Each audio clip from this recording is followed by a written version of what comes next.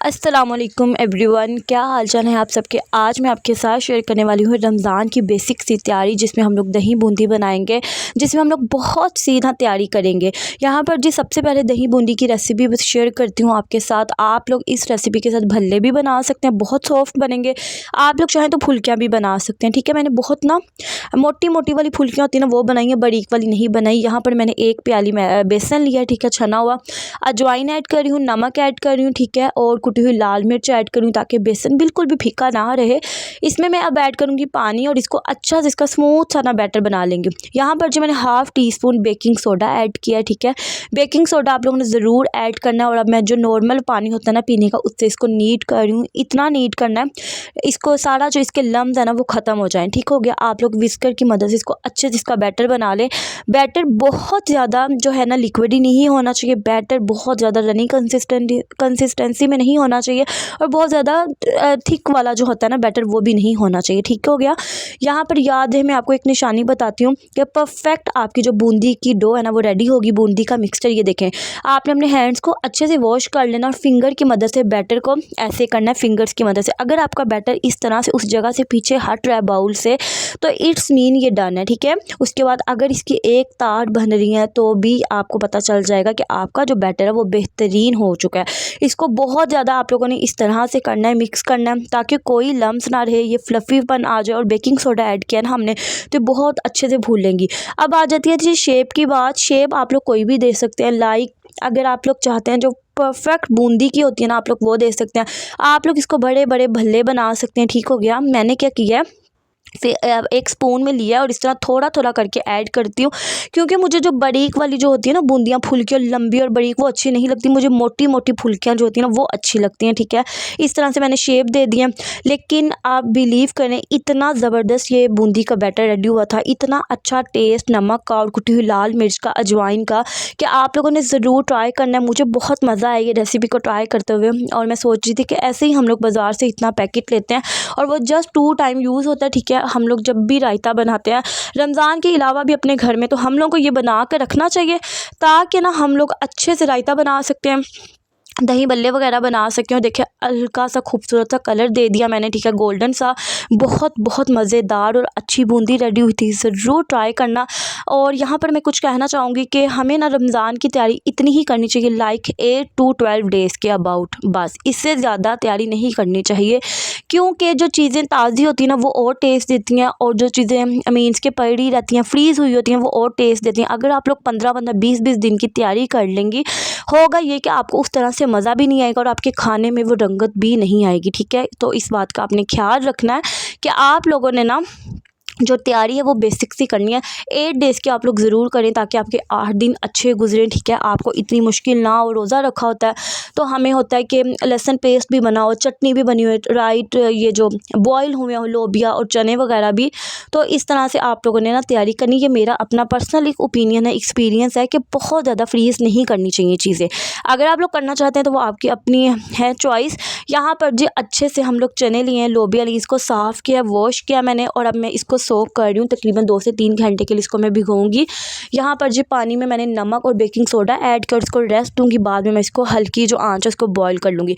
इसी तरह से लोबिया को भी सोक कर लूँगी, और लोबिया भी जो है ना इसको भी अच्छे से बॉईल कर लेंगे। इन दोनों चीज़ों को मैंने अच्छे से वॉश किया है, ताकि सारी मिट्टी जो है निकल जाए और साफ़ सुथरे से हमारे चने और लोबिया हो जाए। और अगर आप लोगों को मेरी ये रमज़ान की तैयारी अच्छी लगी, आप लोग भी इस तरह से कर सकते हैं तैयारी, बेसिक सी तैयारी जो हर घर में हर आसानी से की जा सकती है, वो मैं आपके साथ शेयर कर रही हूँ। यहाँ पर जी अब टमाटो पेस्ट बनाना मेरे लिए बहुत ज़रूरी है। लाइक मुझे होता है कि मल्टीपर्पज़ मैं करूँ, किचन में खड़ी तो मैं सारे काम एक साथ कर लूँ। वहाँ पे अगर टमाटो पेस्ट बना होगा, टमाटर की चटनी जो है पेस्ट रेडी होगा, तो हमारा जो मसाला बनाना है वो बहुत आसान होगा। यहाँ पर जी जितने आप लोगों ने बनाने हैं, मैंने जस्ट 12 डेज़ के लिए ये बनाया। उसके बाद अगेन मैं 1 दिन लगाऊंगी, 2 से 3 घंटे, और सारी तैयारी कर लूँगी। इस तरह से फिर रमज़ान का जो मंथ है ना आसानी से गुजर जाएगा। अच्छा जी, मैंने क्या किया, इनको अच्छे से वॉश किया है, साफ़ हाफ़ किया और अब मैं इनके एक टमाटर के 4 हिस्से कर रही हूँ और हाफ़ कप जो पानी है ना वो ऐड करके इसको अच्छे से ब्लेंड कर लूँगी और किसी भी एयर टाइट कंटेनर या जार में इसको निकाल के सेव कर लिया जाएगा। ठीक हो गया। यहाँ पर ये देखें जिसको हमने ब्लेंड कर लिया और इसको एक बाउल में निकालेंगे और जब ये फ्रीज़ हो जाएगा इसको मैं कट कर लूँगी। लाइक जितनी मैंने खाना बनाना ना, जितनी क्वांटिटी में मसाला बनाती हूँ उसके अराउंड अबाउट हम कट करेंगे और ये जो हम लोग इस्तेमाल करेंगे। अब बनाएंगे हम लोग मटर, आप लोग छील के रख लें, आप लोग सब्जियां जिस तरह से चाहे ना आप लोग अरेंज करके रख सकते हैं। अच्छा मुझे होता है कि जस्ट मटर जो है ना वो मैं सेव करके रखूं। ठीक है, अगर सीज़न ना भी हो ना तो मटर ज़रूर होने चाहिए आपके फ्रीज़र में। मटर से बहुत सारी डिशेस बन सकती हैं। मटर बहुत ज़्यादा यूज़ होते हैं। पर्सनली ना आपकी बहन को मटर पसंद भी बहुत है। मुझे कुछ समझ नहीं आता तो मैं आलू मटर की जो चावल है ना वो बना लेती हूँ, राइस वगैरह। यहाँ पर जिसको मैंने पील ऑफ किया। ठीक है, और अगर आपके पास कंटेनर नहीं है, वो वाले जिप लॉक बैग्स नहीं है तो कोई बात नहीं, नो इशू। हम लोग घर में रहकर भी बहुत अच्छी रमज़ान की तैयारी कर सकते हैं। मैंने सिंपल साफ़ सुथरा से शॉपर लिया, शॉपिंग बैग, और उसमें ऐड करके इसको फ्रीज़ में रख दिया।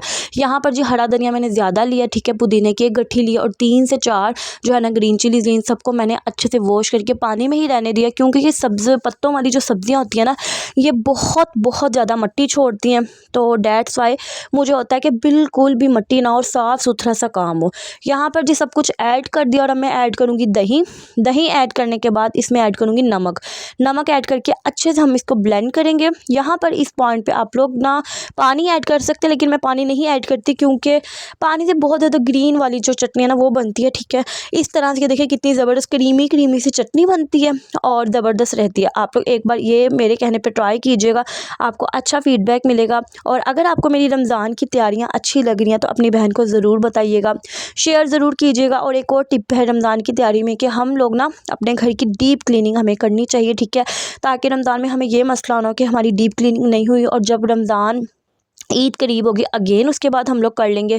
और सारा टाइम जो है हम इबादत करें जिसका मेन पर्पज़ है। ठीक है, और इबादत शौक़ से ज़ौक़ से करनी चाहिए और पूरा एहतमाम करके करनी चाहिए।